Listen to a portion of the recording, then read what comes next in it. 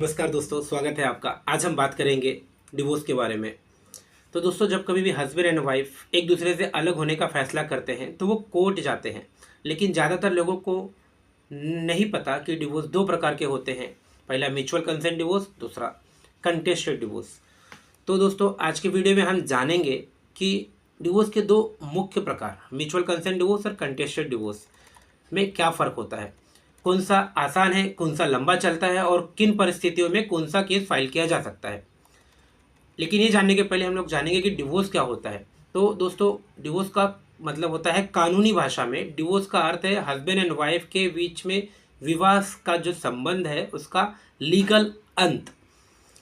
भारत में यह प्रक्रिया हर धर्म के लिए अलग अलग कानून से नियंत्रित होता है, जैसे कि Hindu marriage act, special marriage act, Indian divorce act, Parsi marriage and divorce act.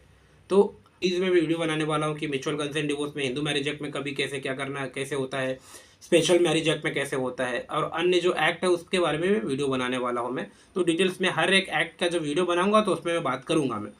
लेकिन दोस्तों, चाहे कोई भी कानून लागू हो, डिवोर्स के दो प्रकार होते हैं, mutual consent divorce, contested divorce. तलाक कब दायर किया जा सकता है म्यूचुअल कंसेंट डिवोर्स में, या कंटेस्टेड डिवोर्स कब फाइल किया था, कितने आफ्टर द मैरिज कितने टाइम का गैप होना चाहिए वगैरह करके, या फिर कितने साल हो जाना चाहिए शादी के, ये सब डिटेल्स वीडियो बनाऊंगा। इस वीडियो का जो मुख्य यह है कि हम डिवोर्स के बारे में जान रहे हैं कि म्यूचुअल कंसेंट डिवोर्स और कंटेस्टेड डिवोर्स के अंदर फ़र्क क्या है, दोनों में डिफरेंसेस क्या है, इसके बारे में हम बात कर रहे हैं। सबसे पहले बात करते हैं म्यूचुअल कंसेंट डिवोर्स की। नाम से ही पता चलता है कि आपसी सहमति से लिया गया तलाक होता है, यानी हस्बैंड एंड वाइफ दोनों सहमत होते हैं कि अब साथ में नहीं रहना है। ऐसे में दोनों मिलकर जॉइंट पिटीशन फाइल करते हैं कोर्ट में। इसमें दोनों पक्ष कई बातों से पहले से सहमत होते हैं, लाइक फाइल करने के पहले ही सहमत हो जाते हैं, तभी तो म्यूचुअल कंसेंट होता है। लाइक बच्चे की कस्टडी किसे मिलेगी, किसे परमानेंट कस्टडी मिलेगी, किसे एक्सेस रहेगा, मेंटेनेंस, गुजारा भत्ता कौन देगा और कितना देगा, कितना अमाउंट रहेगा, परमानेंट एलिमनी कितना रहेगा, प्रॉपर्टी का बंटवारा क्या रहेगा, आपस में जो सामान वो एक्सचेंज हुआ है कि नहीं हुआ है, जो वाइफ है उसको स्त्रीधन मिला है कि नहीं मिला है, ये सब चीज़ें वगैरह जो सब चीज़ों पे सहमत हो जाते हैं। और इसके बाद जब वो लोग पिटीशन लगाते हैं तो कोर्ट जो है दोनों को कूलिंग पीरियड देता है। मतलब कैसा है, शादी हो गया है तो फाइल करने के बाद भी उनके मतलब जो जो टाइम पीरियड है मैं वो आने वाले वीडियो में बनाने वाला हूँ, मैं बताऊँगा आपको मैं। तो जो कूलिंग पीरियड देता है, कूलिंग पीरियड का मतलब होता है बेसिकली, आसान भाषा में जो लोग समझ सके, कि सोचने का समय। मतलब पति पत्नी कभी छोटी डिस्प्यूट के लिए भी कोर्ट पहुंच जाता है तो कोर्ट बोलता है पहले आप सोच लीजिए। तो जो भी टाइम रहता है पर्टिकुलर पीरियड, मैं आपको आने वाले वीडियो में बताऊंगा ताकि यहाँ पे कन्फ्यूजन ना हो।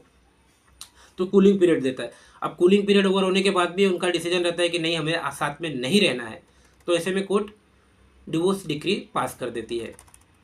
और ये जो प्रोसेस है, प्रक्रिया है, ये जल्दी पूरी हो जाती है, इसमें विवाद भी नहीं होता क्योंकि दोनों पार्टी सहमत रहती है। अब ये हो गया म्यूचुअल कंसेंट डिवोर्स। अब हम बात करेंगे कंटेस्टेड डिवोर्स क्या होता है। तो कंटेस्ट, इसमें पति या पत्नी में से केवल एक व्यक्ति तलाक चाहता है जबकि दूसरा सहमत नहीं होता। लाइक हस्बैंड रेडी है डिवोर्स के लिए तो वाइफ रेडी नहीं है डिवोर्स के लिए। अगर वाइफ डिवोर्स चाहती है तो हस्बैंड नहीं चाहता है। तो ऐसे में जिस पार्टी को, जिस पर्सन को डिवोर्स चाहिए रहता है, वो अपने ग्राउंड्स पे, अलग अलग ग्राउंड से, अलग अलग एक्ट में, लाइक क्रूअल्टी है, डिजर्शन है, अडल्ट्री है, तो ग्राउंड्स लेके जिस पार्टी को डिवोर्स चाहिए रहता है वो कोर्ट में अर्जी लगाता है। मतलब एक पार्टी रेडी है, दूसरी पार्टी रेडी नहीं है। म्यूचुअल कंसेंट डिवोर्स में क्या होता है कि दोनों पार्टी सहमत है कि हमें अलग होना है, तो म्यूचुअल कंसेंट में जॉइंट पिटीशन फाइल कर देते हैं। बट यहाँ पे कंटेस्टेड डिवोर्स में क्या है, मतलब हस्बैंड को डिवोर्स चाहिए तो वाइफ को नहीं चाहिए, वाइफ को चाहिए तो हस्बैंड को नहीं चाहिए। तो दोनों में से कोई एक पार्टी सहमत रहता है, एक पार्टी सहमत नहीं रहता है। ये आपको आसान भाषा में समझने के लिए, अब जिसे डिवोर्स चाहिए वो अपने अपने ग्राउंड्स पे डिवोर्स लगाएगा। जो भी एक्ट एप्लीकेबल होता है, एक्ट के बारे में भी बात करूंगा, स्पेशल मैरिज एक्ट है, हिंदू मैरिज एक्ट है, इंडियन डिवोर्स एक्ट है, तो किस पे कौन सा एक्ट लागू होगा वो सब आने वाले वीडियो में आपको जानकारी मिलने वाली है। इसमें केवल और केवल म्यूचुअल कंसेंट डिवोर्स और कंटेस्टेड डिवोर्स में फ़र्क क्या है। तो बेसिकली अभी हम कंटेस्टेड डिवोर्स के बारे में बात कर रहे हैं कि जब एक पार्टी सहमत होगा और एक पार्टी असहमत होगा तो जिसको डिवोर्स चाहिए वो कोर्ट में केस फाइल करेगा, पिटीशन लगाएगा। तो ये कंटेस्टेड डिवोर्स कहलाता है। ये प्रक्रिया काफ़ी लंबी और तनावपूर्ण होती है। लाइक जिसको डिवोर्स चाहिए वो केस फाइल किया है तो उसको तनाव तो रहेगा ही, या फिर सामने वाले को डिवोर्स नहीं चाहिए, उसके अगेंस्ट पे डिवोर्स केस फाइल कर दिया गया तो भी तनाव में रहेगा, क्योंकि एक पक्ष को डिवोर्स के लिए कानूनी आधार ग्राउंड साबित करने पड़ते हैं। जैसे कि बताया आपको, cruelty, desertion, adultery, conversion, mental disorder, गंभीर रोग, और भी ग्राउंड से जो अलग अलग एक्ट में दिए, जो मैंने जो भी ग्राउंड्स बताया आपको एक्ट में आप रीड कर सकते हैं। ऐसे मामलों में कंटेस्टेड डिवोर्स में सुनवाई, गवाह और सबूत, और उसके बाद क्रॉस एग्जामिनेशन होता है। तो कंटेस्टेड डिवोर्स में समय भी ज़्यादा लगता है और मानसिक दबाव भी। इसलिए अगर पति पत्नी आपस में समझ लेते हैं और अलग होना चाहते हैं तो म्यूचुअल कंसेंट डिवोर्स सबसे सही और शांति भरा रास्ता है।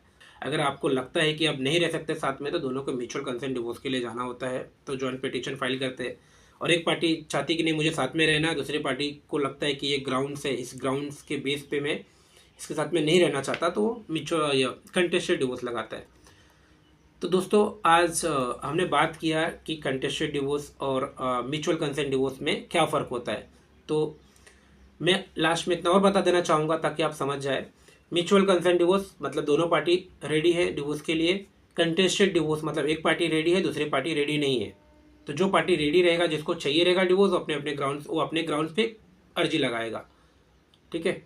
तो जब एक पार्टी केस फाइल करती है कोर्ट में, तो हो जाता है कंटेस्टेड डिवोर्स, और जब दोनों पार्टी साथ में लगाती है तो म्यूचुअल कंसेंट डिवोर्स हो जाता है। तो आने वाले वीडियो में मैं अभी म्यूचुअल कंसेंट जो डिवोर्स है उस पर सीरीज़ बनाने वाला हूँ, like mutual consent Hindu marriage act में, mutual consent under the special marriage act, mutual consent under the Indian divorce act, जिसे डिवोर्स एक्ट भी कहते हैं।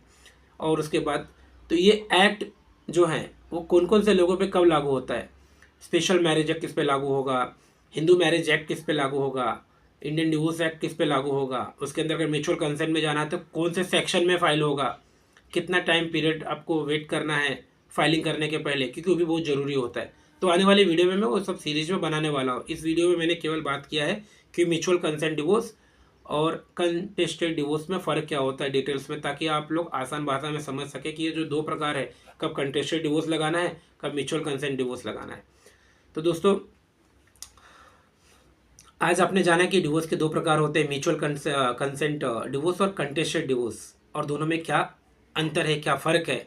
अगले वीडियो में हम जानेंगे कि म्यूचुअल कंसेंट डिवोर्स की पूरी प्रक्रिया क्या होती है और पूरा केस में कितना समय खत्म होता है, कितना टाइम लगता है। अगर यह वीडियो आपको जानकारीपूर्ण लगा तो इसे लाइक करें, शेयर करें और सब्सक्राइब जरूर करें। धन्यवाद।